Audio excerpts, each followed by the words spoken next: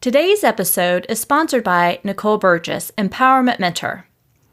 She helps the high-achieving, introverted, and sensitive female entrepreneur end the overwhelm and stressed out cycle, create more balance between her work and personal life, so she can have deeper connections not only with her partner, her children, but herself. And if you would like to be part of a community of other introverted and sensitive female entrepreneurs, then I invite you to go out to Facebook and look up Introverted Sensitive Women Achievers and join today. Now here is today's episode. Well, welcome, sisters. I am so excited about this next conversation. I have Susie Rosenstein, who loves her second career as a master certified life coach and also as an instructor of the Life Coach School. She's also the host of a popular podcast called The Women in the Middle, Loving Life After 50. Susie has always been attracted to helping people. She holds a master's degree in applied social psychology and has decades of combined experience in health education, communication, health promotion, and life coaching. Susie has firsthand knowledge of how critical it is to get perspective on your thinking, especially when dealing with an empty nest. She helps midlife women see that this phase of life is just the beginning rather than the end, so they can confidently figure out what they want and actually create it for themselves with no regrets. Susie also helps amazing midlife women get excited about their lives again. Well, Susie, I am so excited about having you on today because I know this is a very hot topic for many women. One, just kind of thinking forward in their future about being an empty nester, but also just like this new opportunities that can open up to them as they get older. So I would love if you would share just a little bit about how you even got into this type of work. Well, first of all, thank you so much for inviting me to be on the podcast. I'm so happy to be here. So what happened to me was I was working for 27 years in public health, basically, in different avenues of public health. But, you know, time flies by. And in that period, I got married. I had 3 kids, yada, yada, yada. Time for them to go to school. So somewhere along that line, between 45 and 50, those 5 years, I found myself incredibly stuck. And, you know, there was nothing wrong with my job on paper. It was, you know, I really liked what I was doing. I was at a cause-oriented organization. I was helping people, but it took me a while to figure it out. But things just felt off. And I found myself thinking that life is just passing me by. Like, there's got to be more than this. How am I going to stay fulfilled? How am I going to get fulfilled again? Like it was just so murky. And I realized, it took a while, but I realized what I was missing was working one-on-one with people, because while I was helping people, it wasn't direct. And so I started to think about that, and I started to look into different possibilities. And then I got a knock at the door, and I got a layoff notice, and that was that. It's like, okay, you said you want to pivot. Let's do it. The universe unfolded as it should. I got a beautiful gift, although it didn't feel like a gift at the time. But I had a feeling it was a gift. So even when I was sitting around that icky table, you know, with all of the decision makers and my union rep and the HR people, I was sitting there and my heart was beating out of my skin and I could barely hear myself think. I could faintly, like Horton Hears a Who, like in Whoville, I thought like a teeny tiny little voice, this is a gift. This is a gift. And it was interesting. It took me about 6 months to really, really believe it, but I had this sense that it was, and it really was. Beautiful. What are some of the, because I know you do a lot of mindset work and mindfulness work with the women that you work with. So what are some of the things that really helped you really embrace that gift and begin to go into this direction of working one-on-one with women and doing your coaching? Well, the first thing that happened was, like, I had identified coaching as a possibility because my background's in psychology and I've always been fascinated by human behavior and all of that. So I had identified it, but it just seemed so confusing. Like, how do you pick the right school and what exactly does it mean? Because at that point, I had never actually hired a coach. Mm-hmm. So in that 6-month period, I hired a coach. And as soon as I hired a coach, oh my God, like it was so fast. The insights, the perspective, and the clarity happened really quickly. So I really just asked my coach more questions about where she studied and how she made the decision to go with that school. And I just decided, you know what, that sounds pretty good. I think I'll make that same decision. And then what was so great about it was I made the decision to go, and at that same time, I got my education severance from my layoff, and it was the same amount of money as the tuition for coaching. So it kind of really did feel like the universe unfolded, and it really started to feel like a gift at that moment for sure.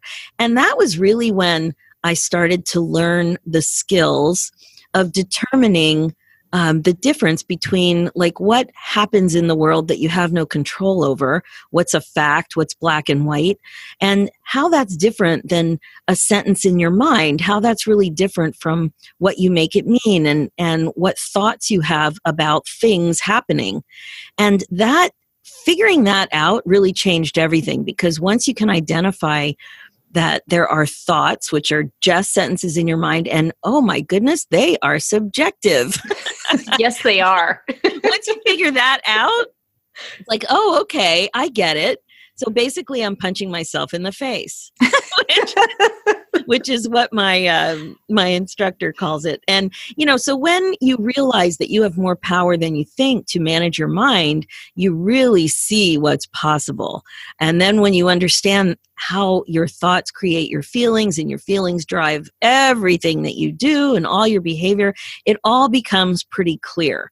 And you just start to feel more empowered, and then work towards managing your mind, like not just responding, but actually planning and deciding how you want to think and feel on purpose so that you can create the results that you want. So in my case, it really was working on shifting from being employed for all those years to becoming an entrepreneur, a classic work-at-home mom, where you don't have, I was in a publishing department, so no more editorial support for me, and no more editors, and no more IT department, and all that stuff. So you have to really learn your craft, learn your skill, and then you need to learn how to be an online entrepreneur. So that's what my gradual shift looked like, and boy, it's been amazing. I've had more fun and been more inspired in the last 5 years than in a very long time.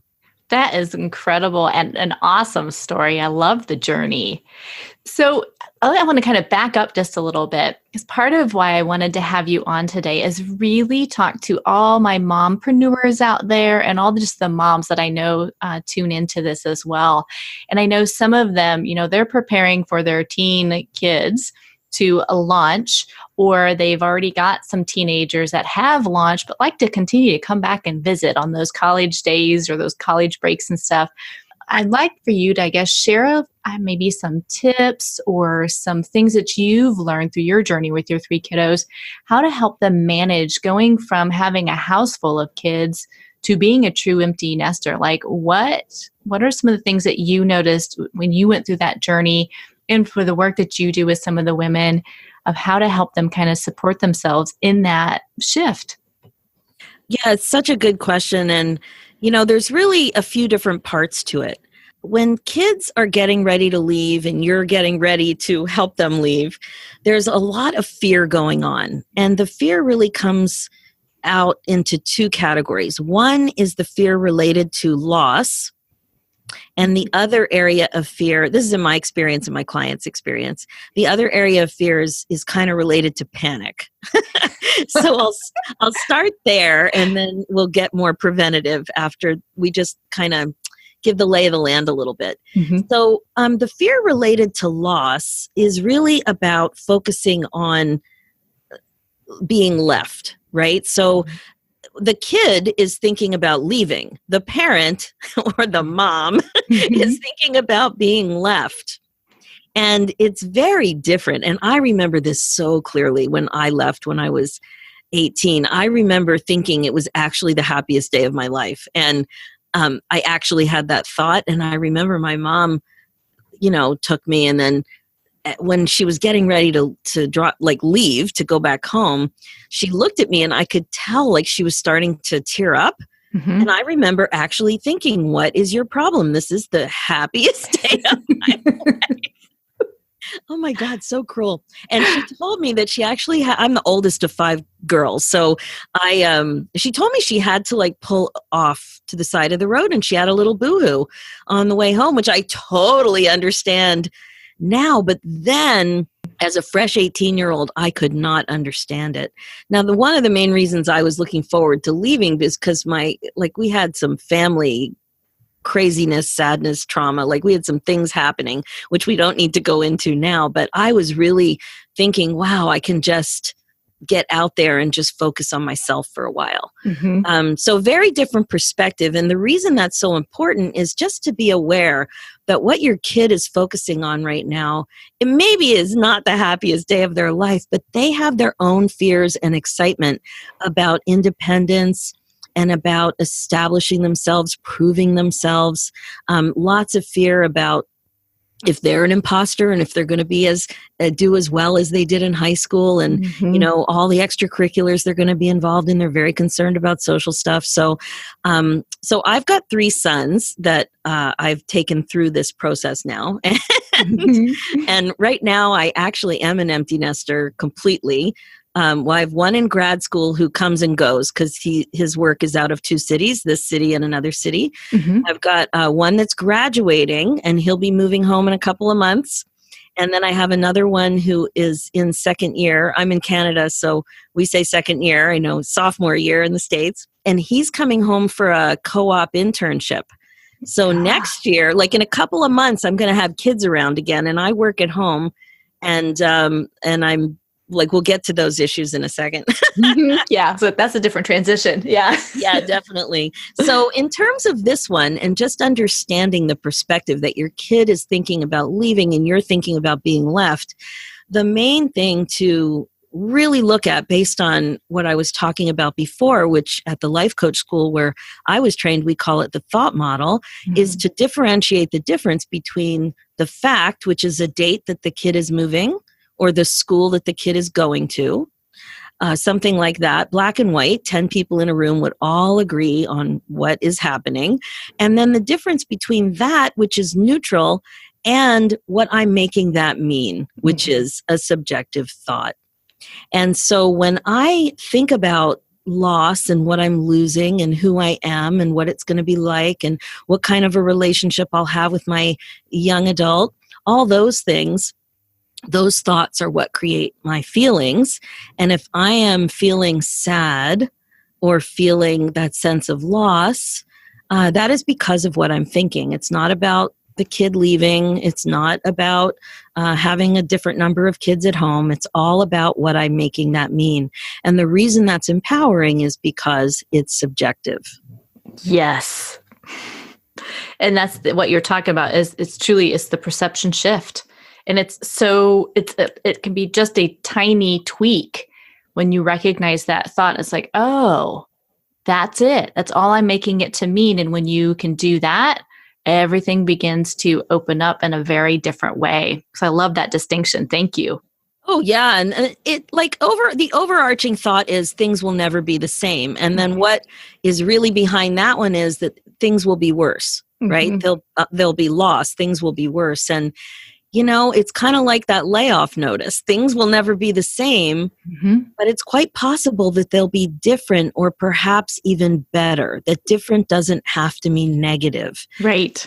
Right. And that's the big thing. Like we're very focused as parents on it being worse or being sad or being negative. But really, like some people even think that it's the end of my relationship. Right. And I like to think of it as the beginning of my relationship with my young adult versus the end of the relationship with my kid. Yes. Right? It's just the feelings it creates. It's just so much better, and we can manage our emotional lives. We really can. So the other type of fear that can happen is this fear related to panic. And this happened to me the night before my kid left. And it was really based on a thought about whether or not I was a good parent. So I was asking myself questions like, did I teach him everything he needed to know? Did I do my job as a good parent?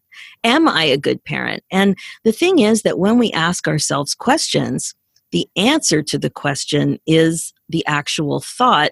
And as we've already discussed, and you talk about in your podcast, thoughts create feelings. Mm-hmm. So this thought I was thinking, which is very common, that I didn't do enough, Yep. does not help your feelings.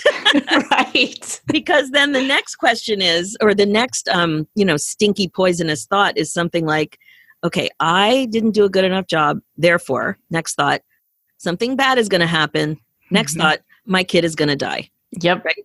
So that's pretty much how it goes for many people, not everyone, but if you're feeling panicky, that's how that goes. So one of the things that I have talked about before on my podcast and written about is having specific conversations in advance. So really letting yourself do a big brain dump of everything you think you need to do as a good parent in terms of conversations. Like, what are those life lessons from mom that you might regret if you didn't have? Now, yes, you've had 18 years if your kid is going to university, or maybe the kid is 20, or it doesn't matter, but you've had all this time. But somehow I personally experienced a bit of panic the night before with my first kid, thinking, oh my God, I ran out of time. Did I teach my kid everything he needed to know?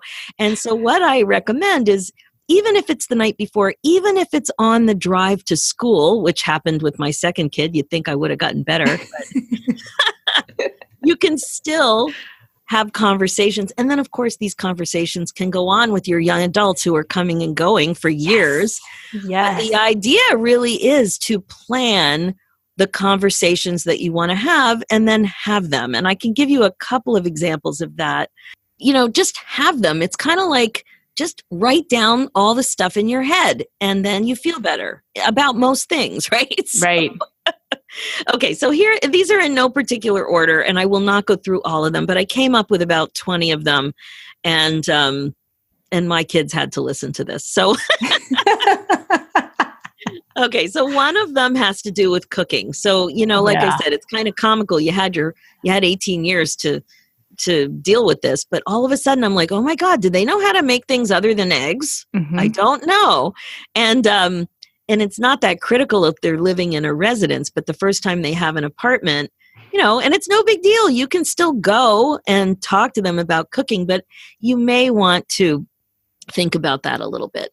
Laundry tips. Like, do they know that they have to fold things? They have to act quickly after the dryer, or they're going to look like a giant rumpled mess. And I know they don't care, but it's like a quick little tip, right? So there's things like that. And then there's really serious things like sex. Like, did those conversations happen, whatever they are? Because what's so interesting, some of my clients have told me, yeah, I thought my husband had that conversation, but it never happened. Or, you've been worried about having a conversation, or you had a conversation, but what happens is as soon as they get to a dorm, there's a welcome pack with condoms in it. So it's happening whether or not you have these conversations. So if having a conversation is going to make you feel better, because all you can control is your feelings. You can't control that. But if it's going to make you feel better, have the conversation, right? Right. And that's a topic that you don't just have at one time and you're done. It's something as, really when they're earlier on, like tweens and teens, having those conversations about their body and things like that over and over, because there's a lot of misinformation out there and you really don't want them to be hearing it just from their friends who don't always have the correct information. Yeah, you hit the nail on the head. And that's the thing, is that most of the information does come from their friends. And so you might as well at least have your information, whatever it is, whatever your comfort level is. Yep. If it's something you want to talk about, just take a deep breath and do it. Yes. And then some other things too, like one topic that, it's around studying. So at home, when kids study, and obviously if they're going off to university, they figured this out to some degree at home. But when they're at school, do they know that they can study at different times of the day depending on their schedules? And do they know that there are going to be social opportunities all the time, 24/7? And sometimes they just have to say, I'm sorry, I have work to do now, and close the door. Like, I know it sounds so obvious, but it's a skill. It's planning, it's independence, and it's saying no socially, because there's more social opportunities than ever before. Sometimes kids are just wandering down hallways looking for people to talk to, right? Right. So there's that kind of stuff. And then another thing that became something in my family was injury. And so if there's an injury, do they know that you expect them to call home? And that it's not cool to find out on Facebook. And that's what happened to me. So I was scrolling one night and I see somebody's hand with fingers not looking the right, like instead of going vertical, they were going horizontal. And I looked at it going, that's kind of weird for Facebook. And then I zoned in, and it's one of my son's friends posting from the emergency room. And so I just didn't think I had to say that, but I did. This is an expectation that if you get hurt, you'll call home. And another expectation is that, speaking of calling home, I do expect to hear from you once a week. Now, I know some kids love texting, and so some parents are blessed with texters. But if you don't have a kid like that, I think it's fair to say what your expectation is for touching base. Yes. And, things like that. So you learn all kinds of things, what your own line in the sand is. And there, like I said, there's all kinds of things I came up with. But I would say the other thing that I didn't think of right away, but, my kids really weren't trouble growing up. I was very fortunate. But sometimes trouble finds people, and sometimes things happen where somebody else is in trouble. And I really want my kids to know that they can call me any time that they need help, and never to be too embarrassed or afraid to call if there's trouble.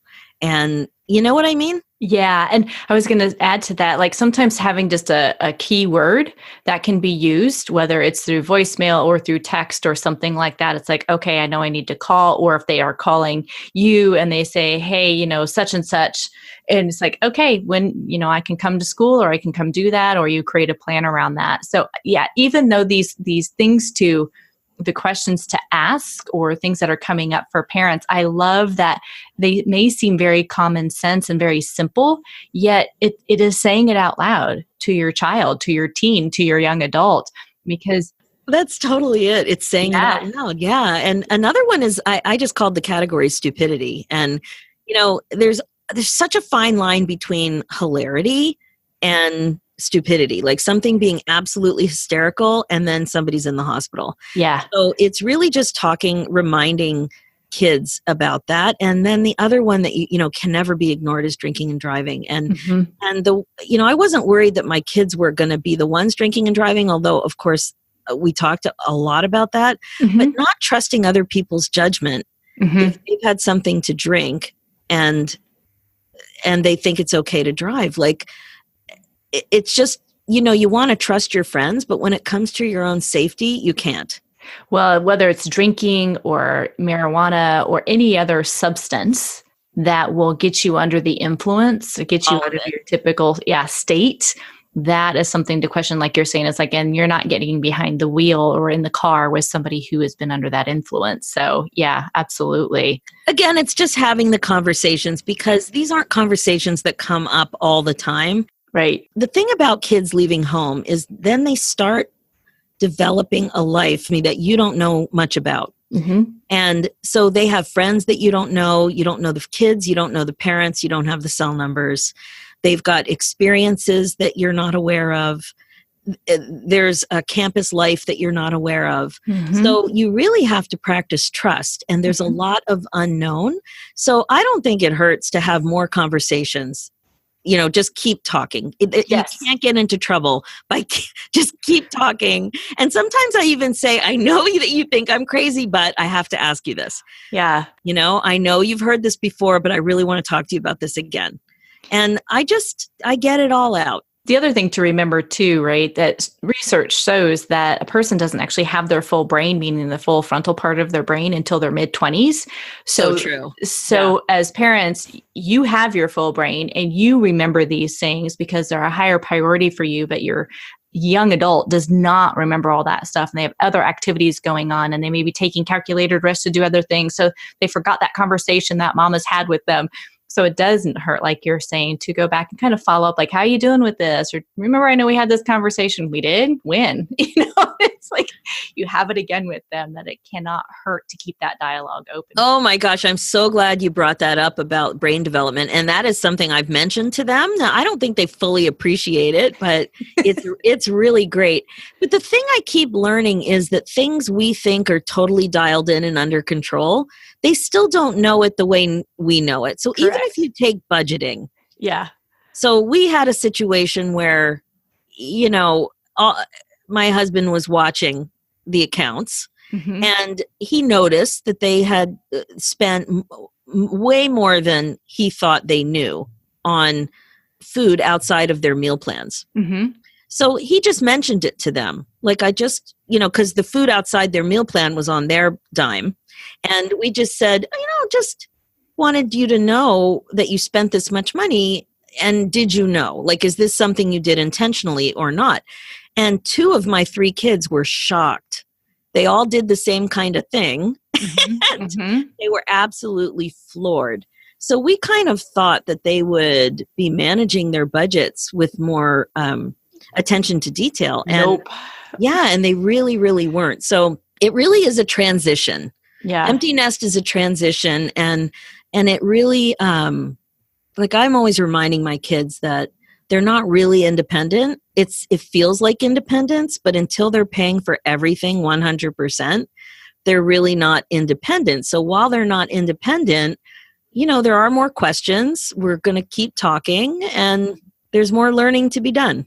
Right. Absolutely. And with the budgeting, I know I've worked with a ton of families about trying to work with them when they're still in high school. There used to be here in the States, financial classes taught, and then they did away with them. And I think they're starting to come back, but I have a ton of conversation. And if you're a parent who is unsure of how to even have conversation about budgeting, because maybe that's not your strong suit, there's some previous episodes I've done about money mindset, and it may be even getting some books on that to help you feel more confident in it, because that is a huge thing for your kids to understand how to manage that money when they're on campus, for sure.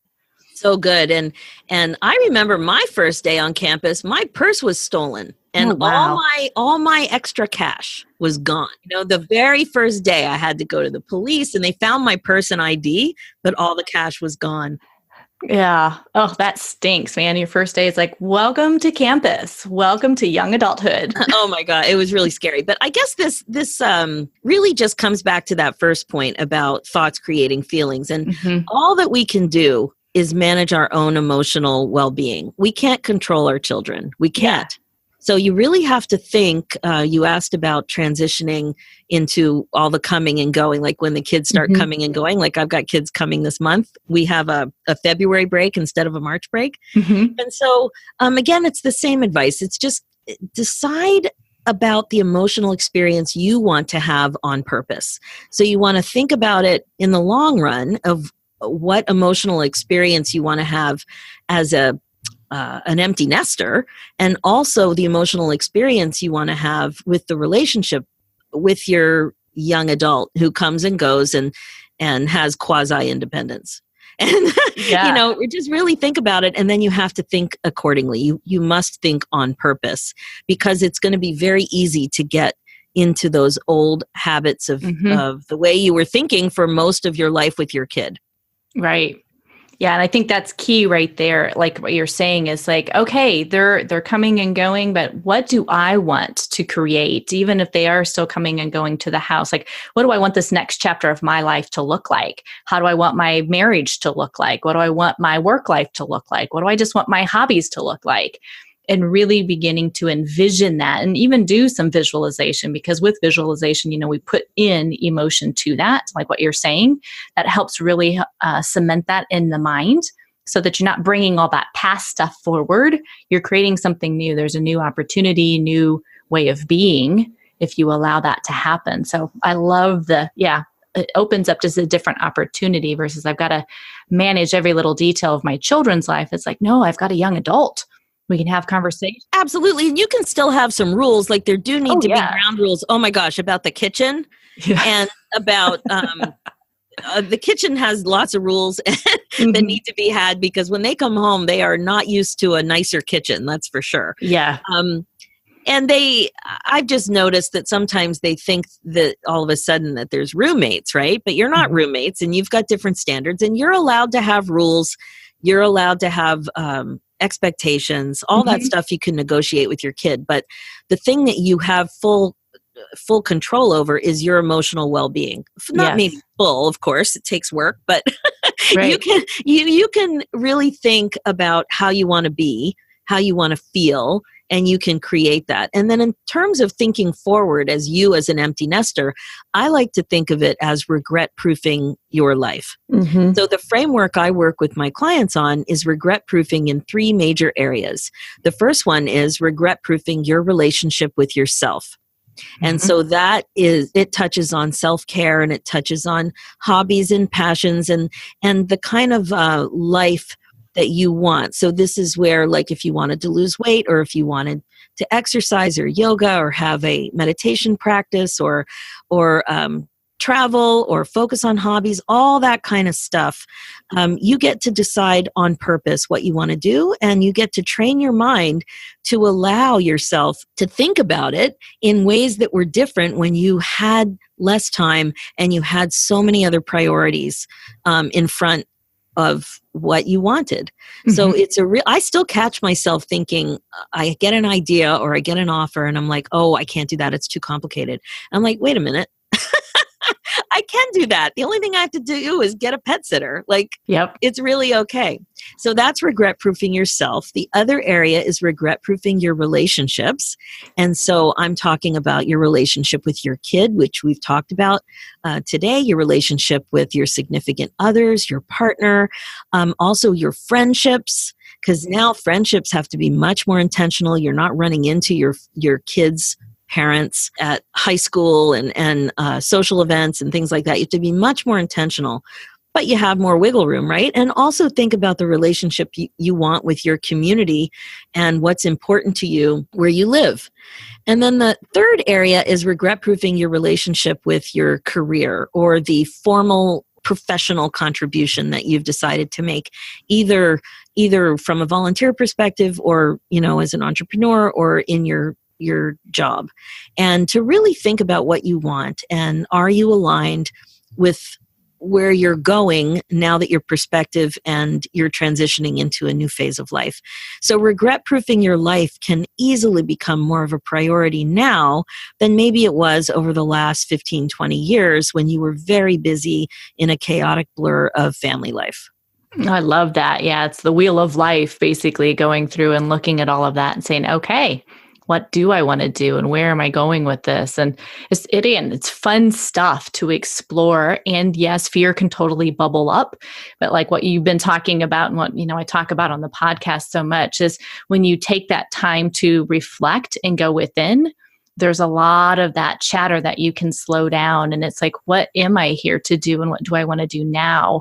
Because you do have more space to be able to create these things. So I love it. Lots of stuff. Totally ask yourself better questions. And yes. And in terms of how you want to feel, it is totally related to the thoughts that you want to think on purpose. So some of the thoughts that are better than thoughts that make you feel fear or sadness would be things like this. I know my kid cares about doing the right thing. I love that as a thought. If that is something for you that feels really in line with the relationship you have with your kid and the trust you have in your kid, that's a thought that's available to you instead of thinking scary thoughts, right? I know my kid cares about doing the right thing. Another one is, I've been a great mom. I know I've raised a great kid. I'm learning to trust my kid's instincts to do the right thing. And this one helps sometimes. Sometimes I worry, and that's okay. Yeah. Yeah, a lot of that self-compassion piece of it, for sure. Yeah, definitely. Well, hey, Susie, as we begin to kind of wrap up, I'm curious for you, what are some of those self-care practices that you did for yourself as your kids were getting ready to launch and you had, one in school, two at home, then two in school and one at home? What are some of the things that you did during that time frame to really take care of you during that transition? Well, the the one thing I did was to have that conversation about my expectations about communication. Mm-hmm. And then that freed me up. So Yeah. once I knew that I was going to talk to my kid on Sunday, I let it go and I didn't worry about it during the week. And I just focused on really starting to think about the future. So most women are very out of practice when it comes to dreaming. Mm-hmm. And, like we were talking, we've been focused on our family and really just that chaotic blur for a very long time. And it's kind of like we're out of the habit of thinking big. We're out of the habit of dreaming. We're out of the habit of saying yes. And that, it takes practice and it takes quiet. So I just allowed myself to read more, to follow my instinct, to where I really get my best thoughts going is with music, Mm-hmm. in the shower, and making jewelry, and whale watching. Those are my 4 things that really, really help me. So music, I just find time for music. And in the shower, I have the most delicious, fantastic soaps in there that just make me so happy. I just slow down the shower, no more rushing with the showers, but just slowing it down. And that's a really good space for me to think. And then what I started to do is when I get good ideas or things I want to follow up on, I use a voice note. I have my phone in the shower like most people do, not in the shower, but like on the counter. And if I have a great idea, and I'm standing there in a towel, I just do a quick voice note. And so I love that little space of time. It's very productive for me. And then another thing I do is I create some beaded wire accessories. Mm-hmm. And beads make me so happy, I can't even tell you. And so I really get in a zone when I'm just being creative that way. Mm-hmm. So when I block off some time and I'm doing that, I just make sure I'm very comfortable. I have a beautiful cup of tea. I'm listening to music or a podcast and I just enjoy it.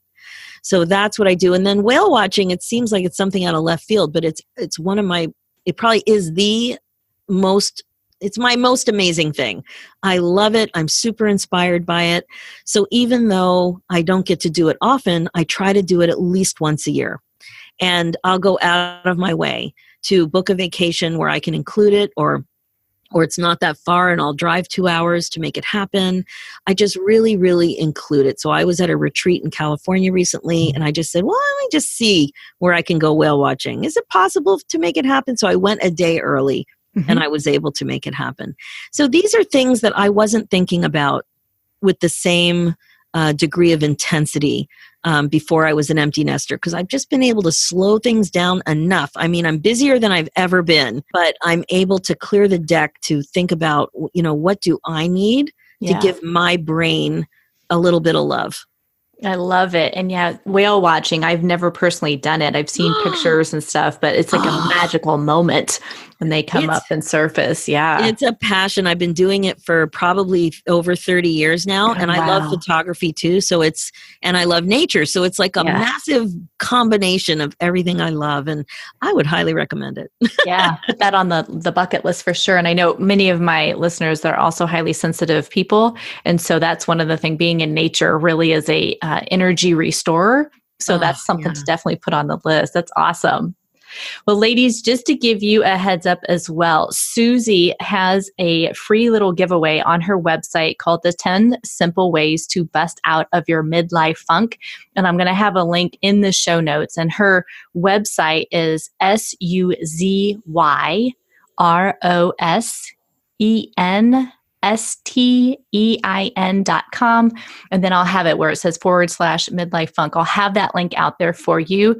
And then you can find all of her links to her podcast, her social media, and so that you can get in touch with her. And Susie, I just want to say thank you so much for being on today and sharing your wisdom that you personally learned through your journey with raising your boys, but also what you've gleaned also from your clients and helping them move through that transition from their kids leaving and then also returning, but they can still have this incredible next chapter in their life as well. So thank you so much for being on. You're so welcome, Nicole. If you are a high-achieving, introverted, and sensitive entrepreneur, I invite you to go out to my Facebook group. You go out to Introverted, Sensitive Women Achievers. Thank you so much for listening.